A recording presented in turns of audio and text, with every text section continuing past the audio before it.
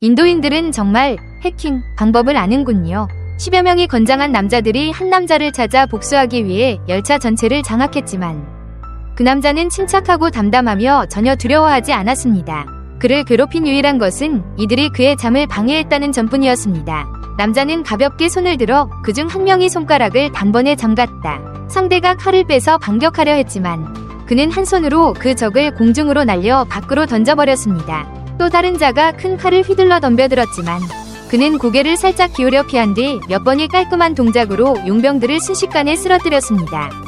싸움 중에도 그는 여유롭게 몸을 풀며 온몸의 단단한 근육을 드러냈고 마치 무적이 얼마나 외로운 느낌인지 보여주는 듯했습니다.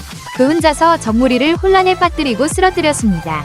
이후 그는 그들을 모두 묶어 철로에 단단히 고정시키고 그들의 보스에게 전화하라고 명령했습니다. 그리고 2시간 안에 보스가 나타나지 않으면 모두 열차에 치여 산산조각 날 거라고 경고했습니다. 어쩔 수 없이 적의 보스는 헬리콥터를 타고 급히 달려와 부하들의 목숨을 빌었습니다. 남자가 열차를 놓쳤다고 말하자 보스는 즉시 자신의 힐기를 양보했습니다.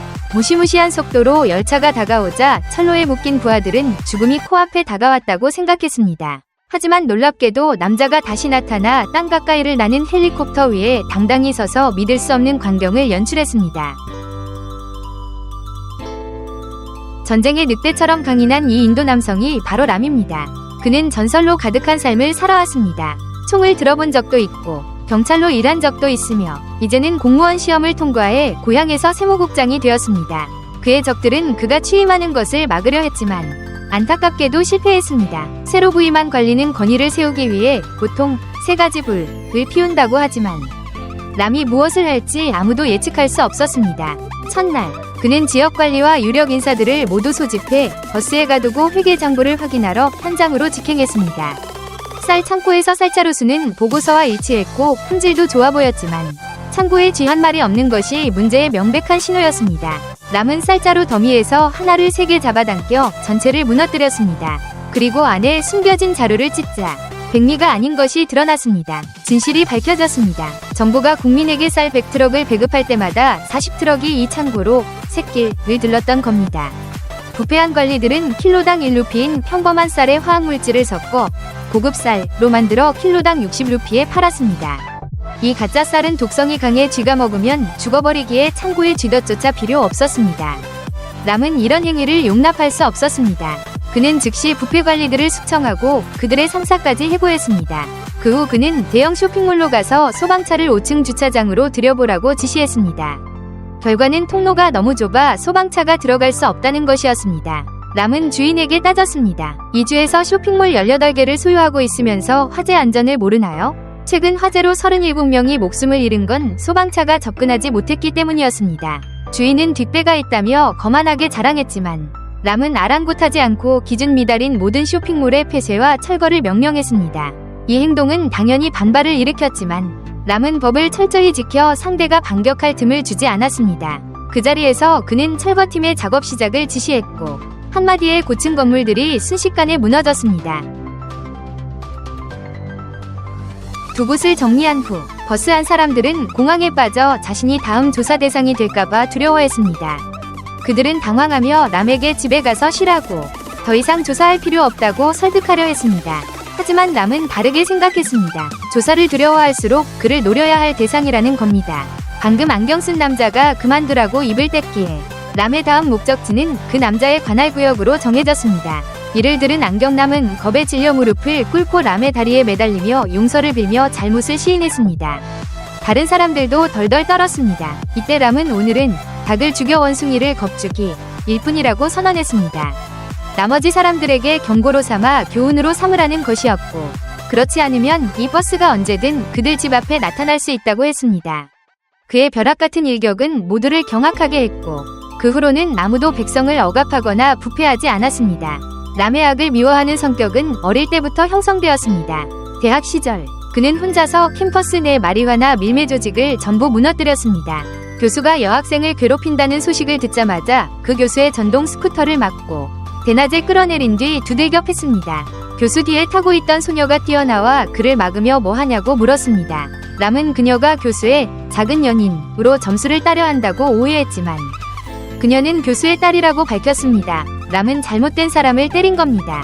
학교에 같은 이름의 교수가 둘이었고 그가 때린 사람은 좋은 사람으로 다른 학생들도 이를 확인해줬습니다. 상황이 어색해졌습니다. 소녀는 경찰을 부르겠다고 고집했고 람은 구금되었습니다. 하지만 그가 괴롭힘당한 동급생을 보호하려 했음을 알게 된 그녀는 용서했고 람은 풀려났습니다. 그 소녀의 이름은 디피카였습니다. 람은 그녀에게 푹 빠져 자주 꽃을 주고 말을 걸었습니다. 하지만 디피카는 그를 받아들일 수 없었습니다. 람이 늘 주먹으로 문제를 해결했기 때문입니다. 그녀는 그에게 문제가 생겼을 때 화를 내는 것보다 해결하는 게 더 중요하다고 말했습니다. 그 후로 람은 화를 억제하는 법을 배우기 시작했습니다. 한 번은 길에서 자전거를 타다가 경찰에 막혀 이 구역엔 무료 주차 공간이 없고 마음대로 꺾으면 안 된다며 벌금을 물었습니다. 표지판이 안 보인다고 했지만 경찰은 땅에 있다고 그가 못 본 거라 했습니다. 화가 났지만 람은 때리지 않고 길 한복판에서 춤을 춰 발산했습니다. 이 행동에 행인들은 놀랐습니다. 이후 학교에서 디피카 앞에서 적에게 도발당했을 때 그는 조용히 참았습니다. 하지만 그녀가 떠나자마자 전투 모드로 전환해 교문까지 쫓아가 모두 쓰러뜨렸습니다. 그가 몰랐던 건 디피카가 뒤에 남아 다 봤다는 겁니다. 디피카는 그가 화를 참아 악을 용납하길 원치 않았습니다. 그녀는 람이 사회에 대한 불만을 다른 방식으로 바꾸길 바랐습니다. 예를 들어 인도 행정공무원이 되어 개혁을 추진하는 식으로요. 그러면 그의 분노도 존중받을 거라 했습니다. 하지만 람은 행정공무원 시험에 떨어지고 대신 경찰에 채용되었습니다. 디피카는 그의 성급함이 잔혹한 경찰로 만들까 걱정했습니다. 그가 경찰이 되자 그녀는 연락을 끊고 가족과 함께 떠나 소식이 끊겼습니다. 디피카 때문에 람은 매년 공무원 시험을 고집했고 몇 년 만에 마침내 성공했습니다.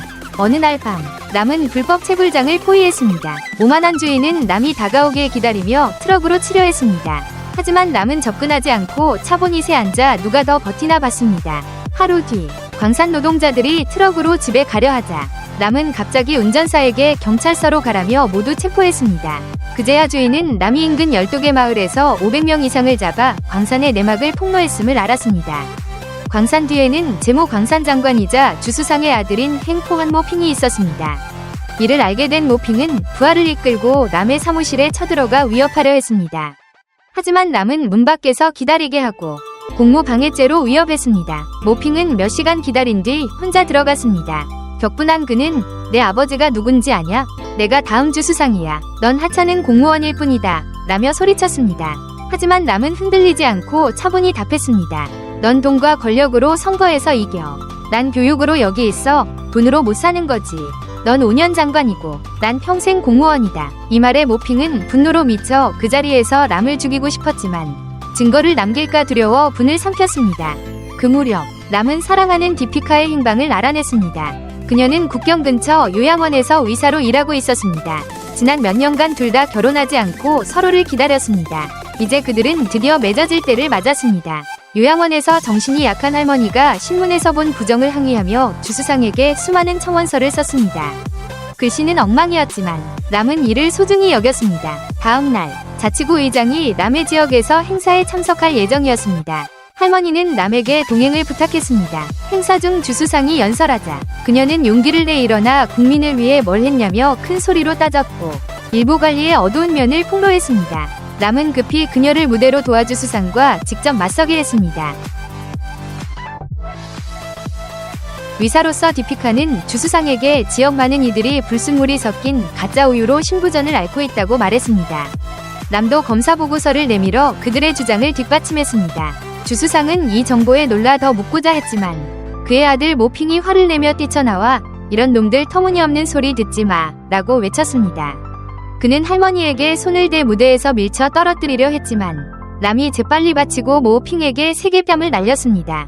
경찰이 람을 체포하려 했지만 주수상이 맞고 모핑에게 할머니에게 사과하라고 명령했습니다. 무대에서 내려오며 주수상은 취임 서약을 떠올리다 갑자기 기절했습니다. 깨어난 뒤 그는 공정히 처리하기로 결심했습니다. 람은 모핑을 때려 일시 정직됐고 모핑은 장관직에서 해임되고 당에서 제명당했습니다. 아들이어도 주수상은 봐주지 않았습니다. 모핑은 겁에 질려 울며 아버지에게 용서를 구했지만 주수상은 눈을 감고 무시했습니다. 혼란 속에 그는 당 제명 서류를 삼켜 증거를 없애려 했고 아무도 몰랐습니다. 주수상에게는 두 아들이 있었습니다. 모핑과 형입니다. 다음 주수상이 누구냐로 논쟁이 치열했습니다. 형이 모핑이 아버지를 죽였음을 알자 그는 경쟁을 포기하고 모핑을 주수상으로 밀었습니다. 모핑이 취임하자마자 첫 타깃은 람이었습니다. 그는 부하들에게 방화와 약탈을 지시해 혼란을 일으켰습니다. 그때 람은 디피카와 결혼식 중이었는데 경찰이 와 그를 조사하러 데려갔습니다. 차 안에서 람은 폭동을 받지만 무슨 일인지 몰랐습니다. 차가 군중 속으로 돌진했고 경찰이 그의 한 손을 차의 수갑으로 묶었습니다. 정신 차릴 새도 없이 모핑의 부하가 이끄는 군중에게 맞았고 한 손이 묶여 싸울 힘이 크게 줄어 그저 맞을 뿐이었습니다. 피투성이가 되어도 그는 굴복하지 않았습니다. 그 순간 주수상의 장례식이 생중계되고 있었습니다. 비서가 갑자기 USB를 꺼내 주수상의 유언 영상을 틀었습니다. 놀랍게도 그는 람을 차기 주수상으로 지명했습니다. 순식간에 모핑은 웃음거리가 됐습니다. 람의 수갑이 풀리고 현장 경찰들이 무릎 꿇고 사과했고 모든 민중이 람을 차기 주수상으로 지지했습니다. 헬리콥터가 그 앞에 착륙하고 병사들이 양쪽에 줄지어 길을 열어 그를 주수상의 장례식장으로 안내해 화장 더미에 직접 불을 붙이게 했습니다. 시신이 타기 시작하자 과거의 비밀이 서서히 드러났습니다. 람과 모핑의 원한은 그들의 아버지 시대로 거슬러 올라갔습니다. 람의 아버지 아파는 뛰어난 리더십을 가진 탁월한 청년이었습니다. 그는 마을 사람들을 대표해 철광석을 과도하게 캐는 철강회사와 싸웠고 이익을 위해 숲을 파괴하지 않겠다고 결심했습니다. 끊임없는 노력으로 아파는 지역민의 권리를 지켰고 정부의 채굴 중단을 명령하게 했습니다. 그는 모두에게 사랑받았습니다. 그의 절친 무쿤다가는 아파에게 정당을 만들어 리더가 되라고 제안했습니다. 많은 지지자를 얻은 아파라면 정치인으로 더 많은 일을 도울 수 있다고 했습니다. 하지만 아파는 정치를 바퀴벌레에 비유하며 정직함을 은밀히 갉아먹는 것이라 여겼습니다. 돈에 타락하고 싶지 않았고 정치가가 될 마음도 없었습니다. 그러나 민중의 기대 어린 눈빛에 그는 동의했습니다.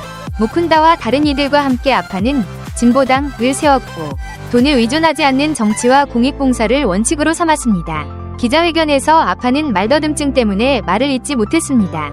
밤낮으로 연습했지만 나아지지 않아 대신 지지자인 사티아를 대변인으로 뽑았습니다. 사티아는 매번 아파를 대신해 연설했고 당은 점차 커졌지만 사티아의 존재감이 두드러졌습니다. 이대로라면 민중이 사티아를 주수상으로 뽑을지도 몰랐습니다. 아파는 반대하지 않고 공개적으로 사티아를 당의 리더 후보로 인정했습니다.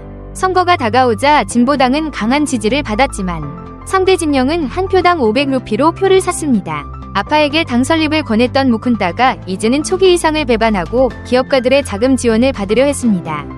그 돈은 아파가 산에서 쫓아낸 철강회사에서 나온 것이었습니다. 아파는 단호히 거절했지만 무쿤다가와 사티아는 현실을 받아들이라며 표를 얻는 게 우선이라고 설득했습니다. 아파는 당이 변질됐음을 깨달았습니다. 의견이 맞지 않으면 당을 해산하겠다고 결심했습니다. 한편 철강회사는 무쿤다가와 사티아에게 돈을 미끼로 계속 유혹했고 받지 않으면 상대 진영에 주겠다고 위협했습니다. 결국 둘은 유혹을 이기지 못하고 자금을 받았습니다. 아파가 이를 알고 다음날 당 해산을 발표하는 기자회견을 준비했습니다. 하지만 무쿤다가와 사티아는 관계에 휩싸여 아파의 가족을 납치할 계획을 세웠습니다. 공격을 받은 아파는 아내와 아이를 데리고 밤에 도망쳤습니다. 추격자들이 다가오자 그는 가족을 숨기고 홀로 적과 맞섰습니다. 아파는 중상을 입고 필사적으로 빠져나와 경찰에 전화하려 했지만 압박 속에 말더듬증이 재발해 이름을 제대로 말하지 못했습니다. 경찰이 전화를 끊자 아파는 무쿤다가에게 도움을 청했고 간신히 위치를 전했습니다. 그때까지도 그는 평생 악행을 저지르지 않은 자신이 왜 적을 가진 건지 이해하지 못했습니다. 비밀이 점점 드러났습니다. 절친과 지지자였던 이들이 자신을 죽이려는 모습을 보며 아파의 눈에는 절망만 남았습니다. 그는 당을 해산하고 예전처럼 모두 공익을 위해 싸우자고 설득하려 했습니다. 하지만 권력이 무쿤다가와 사티아의 눈을 가렸습니다. 사티아가 칼로 아파를 찔렀습니다. 풀숲에 숨은 아내는 남편이 죽는 걸 보고 아이의 입을 막아 고통을 참으며 계속 도망쳤습니다. 혼란 속에 그녀는 아이를 잃어버린 것도 몰랐습니다. 아파를 죽인 뒤 사티아는 무쿤다가까지 살해하고 진보당의 유일한 리더가 됐습니다. 그리고 당당히 선거에서 이겨 오늘날의 주수상이 됐습니다. 위심을 없애기 위해 사티아는 무쿤다가의 아들을 막내 아들로 입양했는데 그가 바로 모핑입니다. 더 충격적인 건 요양원의 치매 노인이 람의 어머니였다는 겁니다. 람은 어릴 때 길을 잃고 다른 이에게 키워져 이제야 자신의 뿌리를 알게 됐습니다. 사티아의 장례식에서 람은 비서에게 모든 진실을 들었습니다. 인과는 돌고 응보는 늦지 않았습니다. 사티아가 람에게 자리를 넘긴 건 죄를 갚기 위함이었습니다. 람의 어머니가 아들을 되찾자 그녀는 아파의 목도리를 꺼내 그에게 둘러줬습니다. 아버지의 유품을 지닌 람은 그의 꿈과 사명을 이어받았습니다. 람의 취임식에서 모핑은 그가 공무원을 사직하지 않으면 주수상이 될 수 없다며 반대했습니다. 그는 람에게 이의를 제기했고 중앙정부는 모핑이 철회하지 않으면 람의 사직을 수리할 수 없었습니다. 즉, 람이 주수상이 되느냐는 모핑에게 달렸습니다. 그는 의기양양하게 주수상이 되지 못하면 철회 안 한다며 죽어도 람에게 권력을 주지 않겠다고 선언했습니다. 람은 이 상황에 무력했습니다. 그는 정치 지도자가 되고 싶지도 정치를 이해하지도 않았고 그저 행정공무원을 계속하고 싶을 뿐이었습니다. 결국 람은 모핑에게 자리를 양보한다고 발표했습니다.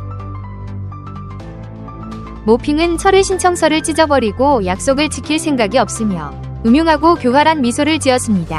다행히 람은 대비책을 준비해둔 상태였습니다. 이 사건 후 인도 전역의 2,000명 이상 공무원들이 청원서에 서명해 람의 정직 해제를 요구했습니다. 그와 모핑의 싸움은 아직 끝나지 않았습니다.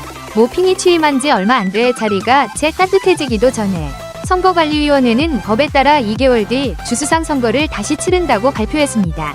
선거관리관으로 지명된 이는 다름 아닌 람이었습니다. 둘은 책상을 사이에 두고 팽팽히 맞섰습니다.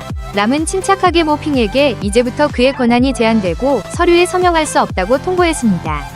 민중은 주수상을 알고 있었고 3개월 선거 기간은 두 적대자의 전쟁터가 됐습니다.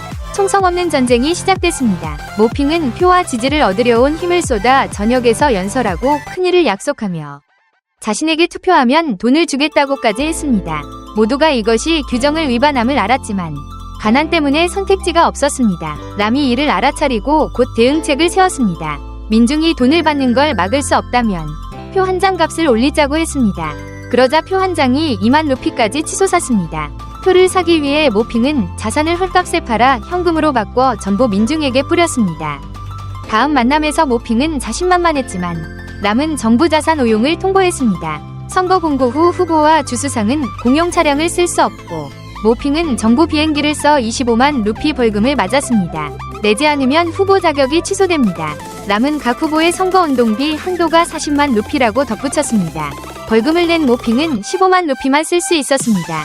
게다가 람은 모핑용의 현금 수송 차량을 조사해 그의 후보 자격을 박탈시켰습니다. 모핑의 오른팔을 자르는 치명타였습니다. 굴하지 않은 모핑은 반격으로 폭발을 일으켜 선거관리위원회가 안전을 보장하지 못한다고 비난하며 민중이 안심하고 투표할 수 없다고 했습니다. 그는 또 7곳에 폭탄을 숨기고 람이 방해하면 모두 터뜨리겠다고 위협했습니다.